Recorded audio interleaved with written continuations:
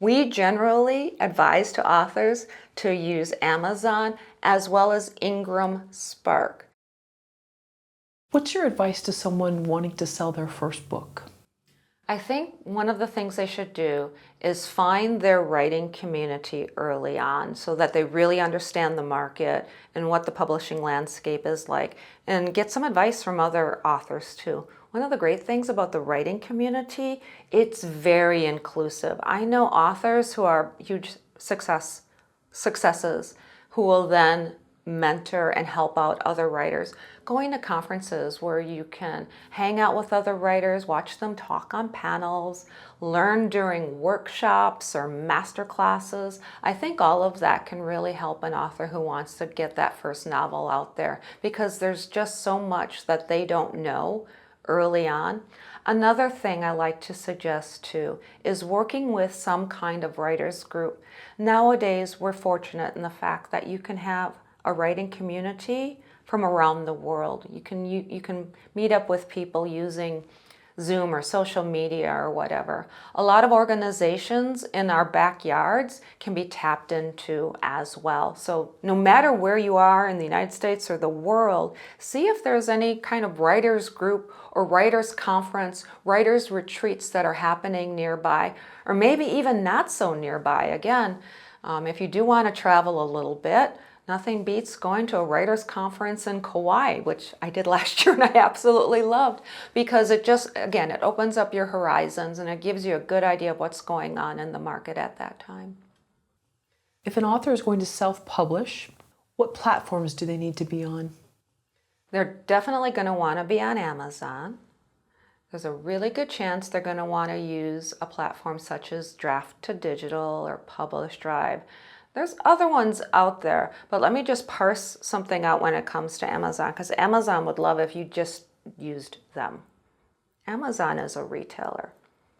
They do publishing, but they will still never get your book into a library or another bookstore, because first and foremost, they're a retailer. Some types of books can do absolutely fine doing nothing but Amazon. They still do hold a large portion of the market. There's genre fiction, again, romance can be a good example that, maybe you just want to be on Amazon and you want to be an Amazon exclusive author. We generally advise to authors to use Amazon as well as Ingram Spark. Ingram is the world's largest distributor. Everybody uses Ingram. They created Ingram Spark several years back to offer services to small presses and independently published authors or self-published authors. So that's generally what we suggest to folks to use, as a combination of those. But again, they might want to get their book out there on Publish Drive. Barnes & Noble has their own platforms as well. So just do a little bit of research to find out which ones suit you and your goals and your genre the best. Have you seen authors have success outside of Amazon? Oh, definitely. Yes. So when it comes to getting the book inside of a bookstore, that bookstore buyer is never going to go to Amazon to order that book. That book is actually on Amazon, is in competition with their bookstore. So if you want to be able to reach a mass market, being on Amazon as well as the others is what's important. The distribution that you can get when you use Ingram, and I'm not touting Ingram over anybody else, it's just one of the few players that's out there. Again, there's Draft to Digital and there's other platforms as well. I don't want to start laundry listing all of them, but that way you can have that distribution in place. So you could be in Target online and Walmart online and Barnes & Noble, Books A Million, Kobo, all of the different places. So going back to, some sage advice to those first-time authors that can get caught up into the Amazon ecosystem. Yeah, you can do things there. You can do, freebies and giveaways. They'll give you incentives to be exclusive with them. But if you're able to use the other platforms as well and get the best of both worlds, that's generally what I recommend.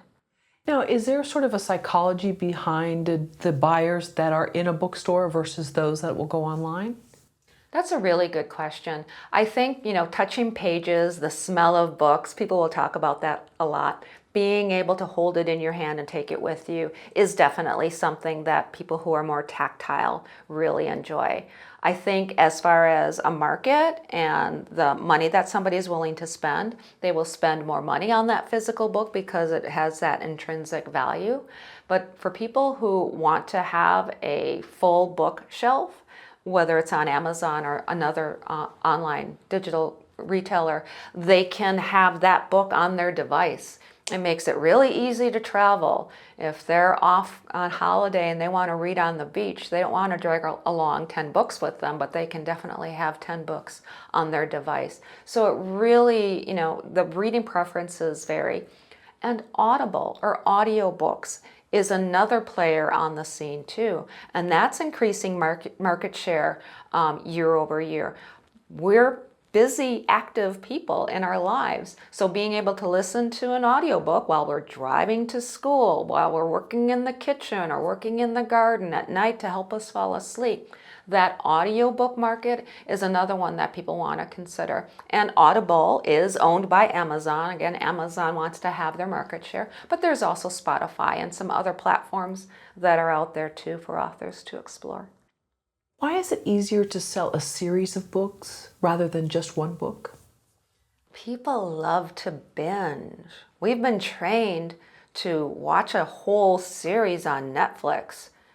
Heck, I sometimes won't even start the series until I know it's complete because I just want to go, go, go on my own pace. If I'm into it and I want to go through 3 episodes or 3 books in a week, whatever it happens to be, I can decide the pace that I'm going at.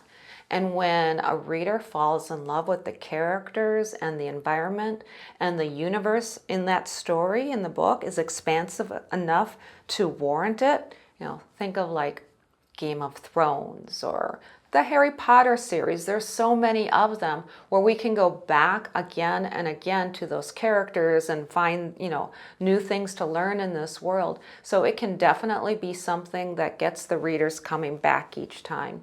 I'll often suggest to an author who's thinking of doing a series, it's really hard to make that first or even that second book a success. Sometimes the reader doesn't even want to start a series.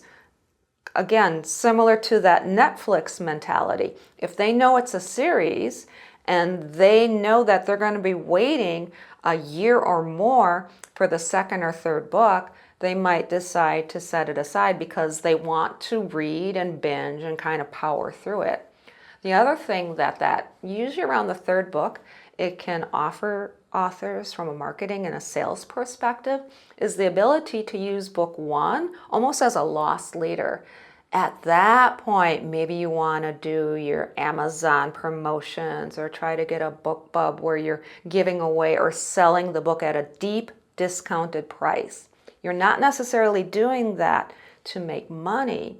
You're doing it because if they buy book 1, they get book 1 for free, then they buy book 2 and they buy book 3. But that strategy works best usually around the 3rd or so book in the series.